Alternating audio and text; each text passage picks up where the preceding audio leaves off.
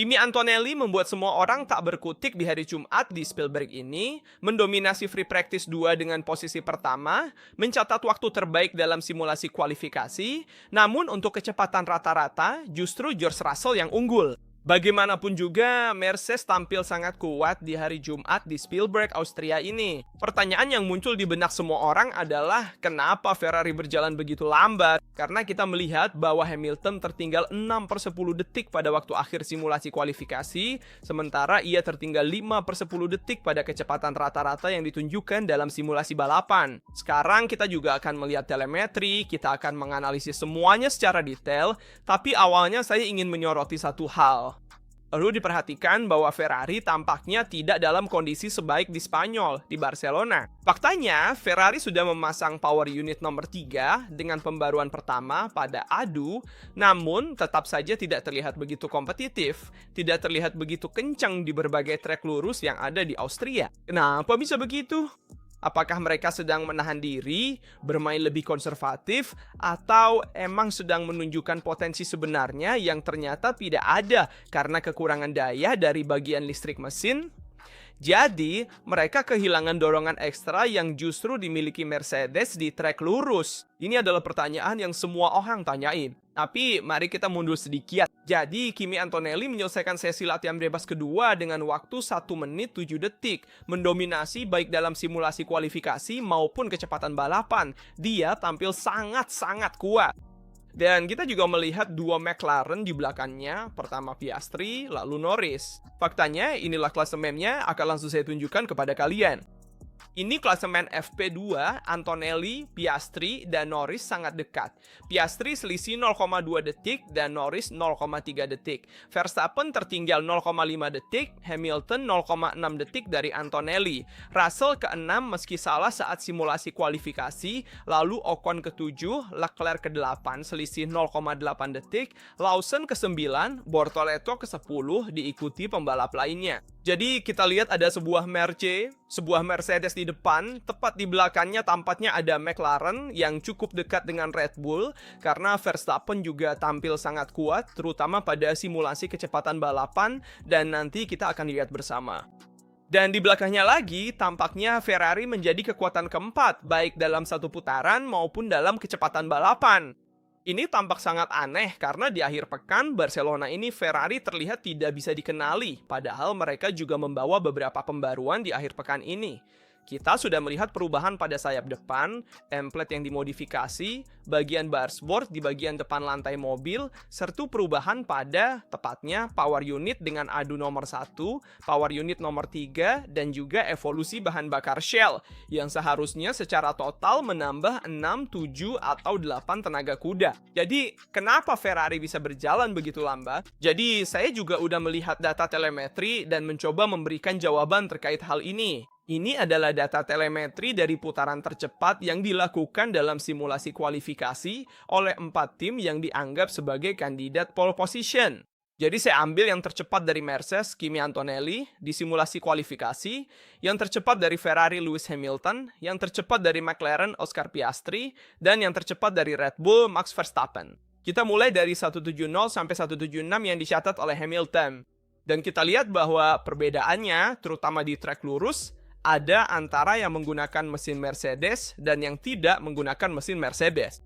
Memang, kalau kita lihat dan ambil rata-rata dari berbagai kecepatan, terlihat bahwa yang menggunakan mesin Mercedes, yaitu Mercedes resmi dan McLaren, bisa mendapatkan keunggulan sekitar 10-15 km per jam di berbagai trek lurus, terutama di sektor pertama dan kedua, tapi bahkan di sektor ketiga pun mereka masih punya keunggulan ini.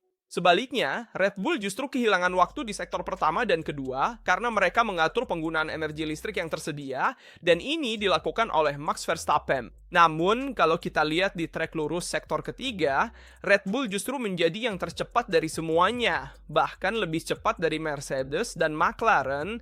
Jadi, energi yang mereka hemat sebelumnya digunakan di bagian ini. Apa masalah dari grafik ini? Masalahnya adalah Ferrari tidak pernah menjadi yang terbaik di trek lurus. Mereka selalu entah menghemat sedikit energi atau tidak memiliki cukup energi yang tersedia di trek lurus untuk mencatat waktu yang bagus dan tampil kompetitif. Faktanya, kita lihat di sektor pertama dan kedua. Di sektor pertama, memang di trek lurus pertama mungkin Ferrari yang tercepat, tapi masih sejalan dengan yang lain. Memang kita bicara soal 1 atau 2 km per jam perbedaannya. Di trek lurus kedua, kita lihat Ferrari mulai kalah dibandingkan Mercedes, khususnya ada selisih 5 km per jam. Di sini terlihat perbedaan terbesar di mana Ferrari bahkan lebih lambat 15 km per jam dibandingkan Mercedes. Dan jika kita lanjut ke trek lurus terakhir sebelum yang utama, di trek lurus utama kita lihat Ferrari lebih lambat sekitar 10 km per jam dibandingkan Mercedes, dan bahkan dalam kasus ini 15 km per jam dibandingkan Red Bull. Memang di antara semua tim, jika kita lihat Ferrari adalah yang paling lambat di trek lurus, tampaknya tidak tampil dengan baik. Jadi, apakah ini karena Ferrari terlalu konservatif atau memang tidak punya cukup energi yang bisa digunakan selama satu putaran? Ini adalah pertanyaan yang sering saya tanyakan pada diri sendiri selama sesi FP2 saat menontonnya, karena situasi Ferrari tampak tidak bisa diterima jika dibandingkan dengan akhir pekan lalu. Menurut saya, Ferrari masih menyimpan sesuatu. Saya tidak berpikir mereka menggunakan mapping ekstrim pada power unitnya. Mereka sedang mengatur mesin, juga karena mereka baru saja memasang mesin baru dan tidak ingin langsung merusaknya di sesi latihan bebas. Apakah ada beberapa keluhan terkait keseimbangan berkendara mobil balapnya? Baik Hamilton maupun Leclerc mengeluhkan kurangnya keseimbangan pada rem. Mereka merasa kurang nyaman saat pengereman keras. Kita juga melihat beberapa kesalahan dengan ban yang terkunci, baik dari Hamilton maupun Leclerc. Namun, hal ini tidak membenarkan kurangnya kecepatan puncak di lintasan lurus, dan menurut saya itu terutama disebabkan oleh mesin yang masih dijaga cukup konservatif selama sesi latihan bebas, agar tidak terlalu cepat aus menjelang musim balapan, dan juga agar tidak terlalu diekspos, sekaligus sedikit menyembunyikan performa dari para pesaing. Itulah beberapa alasan yang mungkin. Perlu diingat, hal ini tidak membenarkan bahwa Ferrari saat ini memiliki setup yang belum ideal. Mereka tetap harus bekerja pada setup, karena jika kita lihat di tikungan-tikungan cepat, Ferrari juga tidak lagi tampil paling baik, yang berarti masih kurang grip di bagian-bagian tersebut.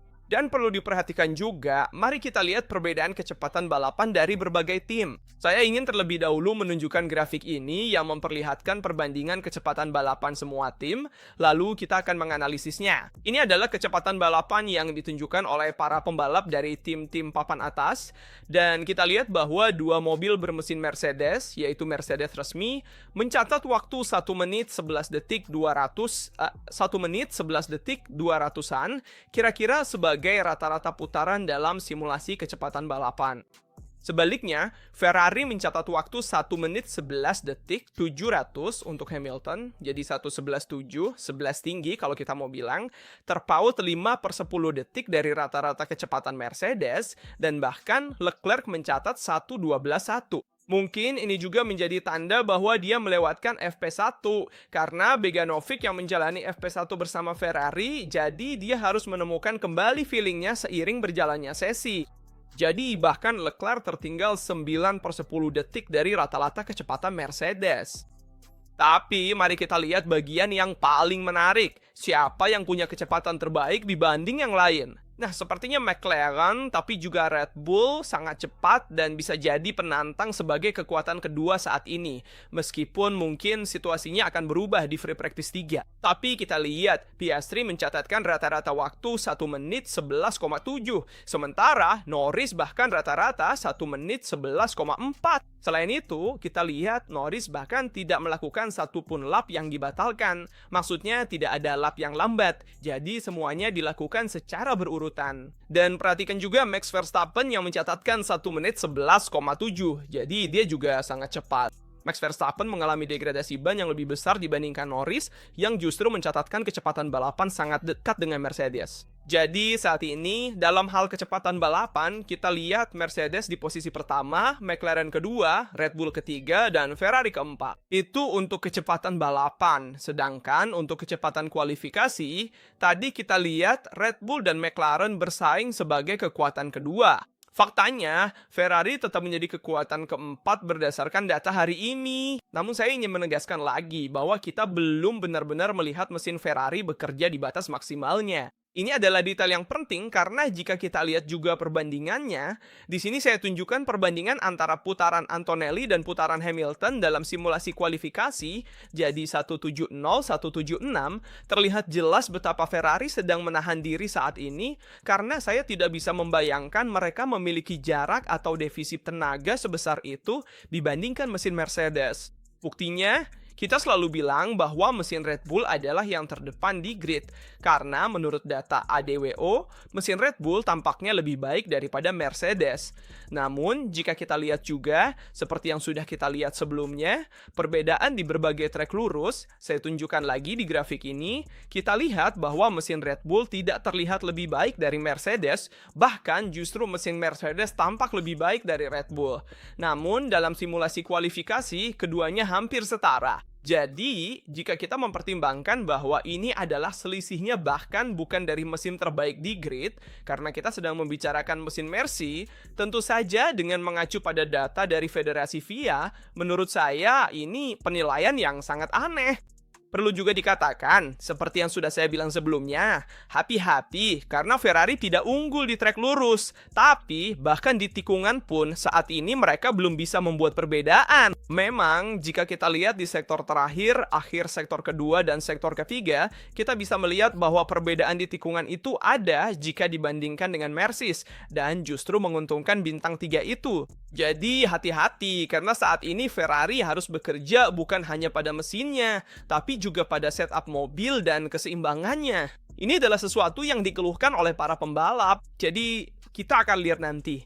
Lalu saya juga ingin menunjukkan grafik yang sangat menarik ini, yaitu perbedaan kecepatan balapan antara Hamilton dan Antonelli. Ini adalah putaran-putaran terakhir yang mereka lakukan dengan kecepatan balapan untuk melihat sedikit perbedaannya, juga dari segi kecepatan puncak. Dan kalian bisa lihat, misalnya dalam kasus ini, Kimi memiliki kecepatan puncak yang jauh lebih tinggi dibandingkan Hamilton. Dalam kasus ini, Kimi juga menggunakan 1 gigi lebih tinggi dibandingkan Lewis dan mari kita lihat juga di sini. Kita bisa lihat bahwa di beberapa trek lurus, Mercedes tetap lebih unggul. Hal lain yang cukup aneh adalah jika kita lihat di beberapa lintasan lurus, Ferrari bahkan tampak melepaskan pedal gas lebih awal, mengalami penurunan tenaga lebih cepat. Jadi kita harus lihat besok, kita akan benar-benar tahu apakah Ferrari memang sedikit menyembunyikan performa power unitnya atau tidak. Faktanya, defisit sebesar ini di lintasan lurus yang kemudian tidak bisa dikompensasi di tikungan manapun memang agak